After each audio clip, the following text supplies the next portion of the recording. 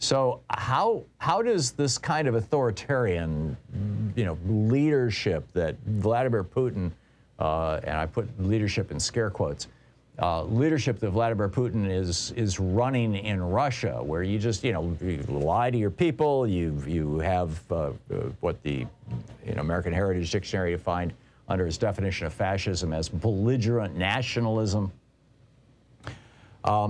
How did he get that power? Well, in part, he did it by demonizing minority groups. This is the old playbook. I mean, literally, it goes back millennia. You can find references to it in the Bible. I mean, read the book of Joshua sometime. The Epic of Gilgamesh contains references to things like this. But the bottom line is, there's a very specific formula to this.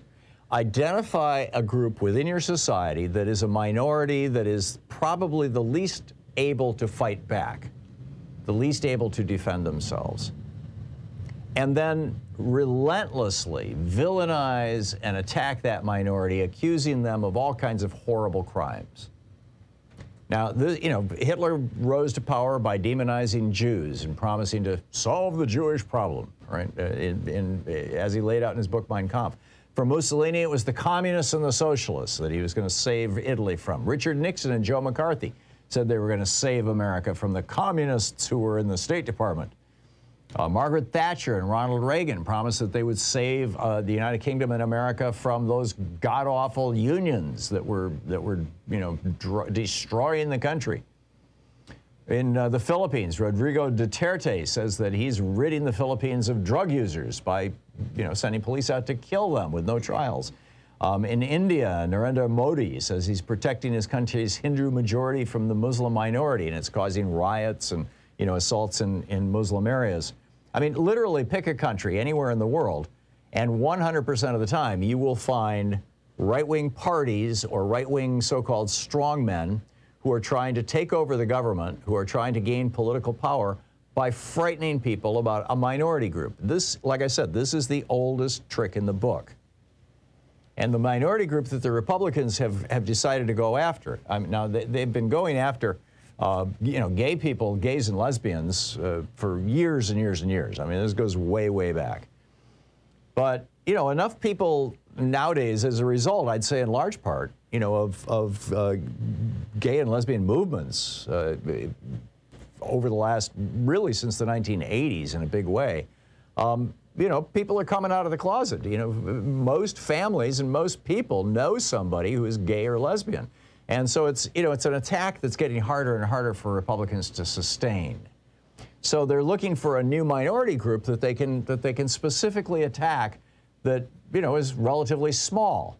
Well, how about a small being 0.3% of the population? That's the population of trans people in the United States. And so the Republicans have decided that they're going to go to war with trans people. Seriously.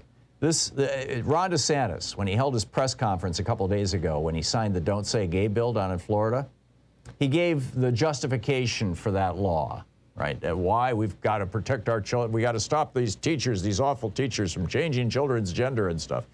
He said, and I'm quoting, "We had a mother from Leon County, and her daughter was going to school, and some people in the school had decided that the daughter was really a boy and not a girl. So they changed the girl's name to a boy's name, had her dress like a boy, and on doing all this stuff without telling the mother or getting consent from the mother. First of all, they shouldn't be doing that, but to do these things behind parents' backs and say that the parents should be shut out, that is wrong." Well, yeah, if it was true, it might be wrong, but that's not what happened.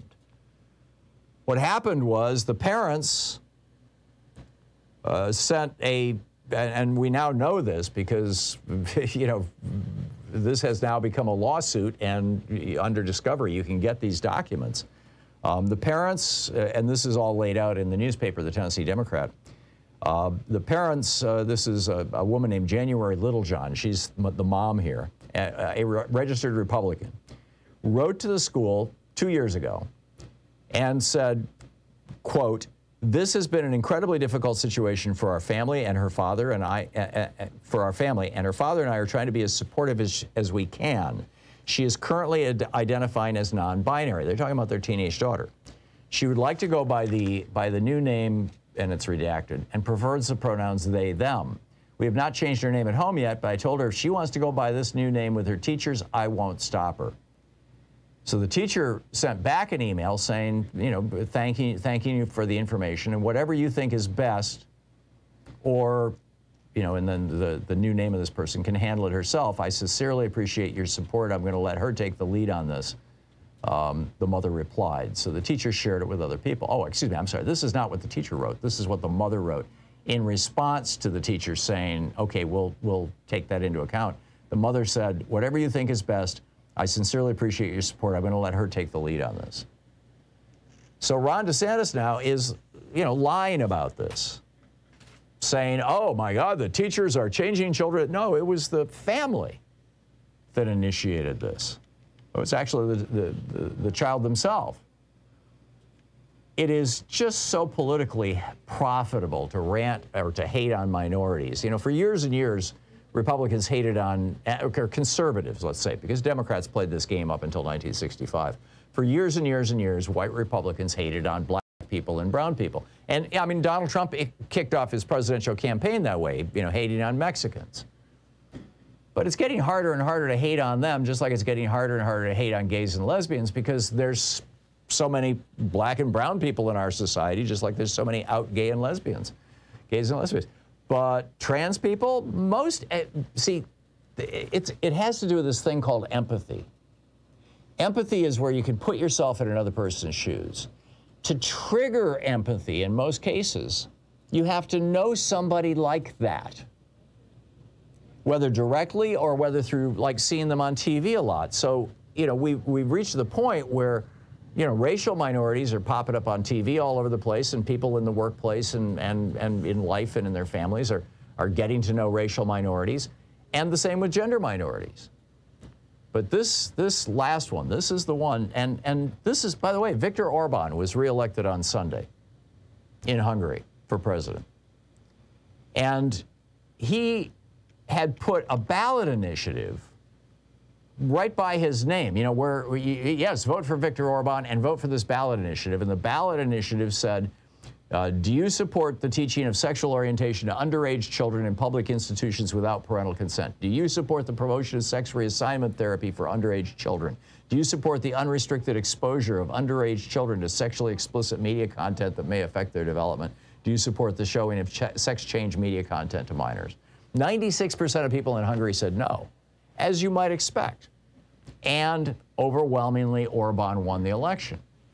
So, you know, apparently the word is traveling. Here in the United States, on Monday of this week, today is Wednesday, on Monday I got an email from the Freedom Works, the Koch-funded group, said, do you agree that elementary school children should not be taught sexually explicit material in school, yes or no? And then yesterday I got another email from Freedom Works saying, quote, there's simply no reason elementary school children should be taught racist propaganda or sexually explicit material. Yeah, but that's not what's going on. I mean, this is a straw man argument from top to bottom, from start to beginning.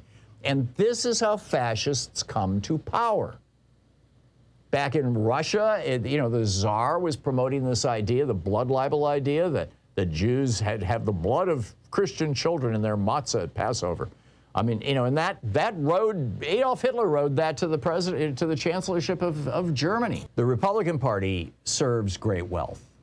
That is its purpose. That is its reason for existence in the modern political era, is to serve very, very rich people and very large corporations. They don't give a rat's ass about the small business down the street. And you know, they certainly don't care about working people. In fact, they're opposed to unions. They're opposed to Medicare and Medicaid. They're opposed to Social Security. They're opposed to all of these programs that they say are socialism. Oh, we're opposed to socialism. And why do they hate socialism? Because when government does things for people that require money to pay for, they tax rich people to do it. And the Republicans don't want rich people taxed. And because their sole purpose is to serve the interests of the really rich, they have a problem at the ballot box, which is you can't just come out and say, yeah, we're here to serve the very rich. So what do? They gin up these hysterical, issues that don't have to do with, you know, that are really pretty marginal issues. I mean, I remember this going way, way back, like in the 70s. The Republicans were all bent out of shape about seatbelt laws. They were all bent out of shape about, you know, plastic bottles having a 5-cent, or glass bottles having a 5-cent recycle fee. I mean, it's anything that might impinge on the profitability of corporations. The car companies didn't want to have to pay the extra money to put seatbelts in cars. You know, the bottling companies didn't want to have to take the hassle of recycling their bottles. Just as an example, so they just pull some issue out. Well, now they're doing it with these Don't Say Gay bills, and now they're spreading. Texas is coming up with one. Ohio has come up with one. Louisiana is proposing one of these bills, as if there was some wave of teachers around the country trying to sexualize or exploit children in schools, which is not happening. It is absolutely not happening. But they are completely consistent in this over at the right. These are the headlines from right-wing media today, from National Pulse. Quote, dozens of Disney employees have been arrested for child sex crimes. From Western Journal, quote, thanks to Disney's perverse agenda, childhood will never be the same. Liberty Loft, is a major U.S. city trying to attract taxpayers by promising to teach kids sex. From Front Page, opposing sexual abuse of children is the new hate.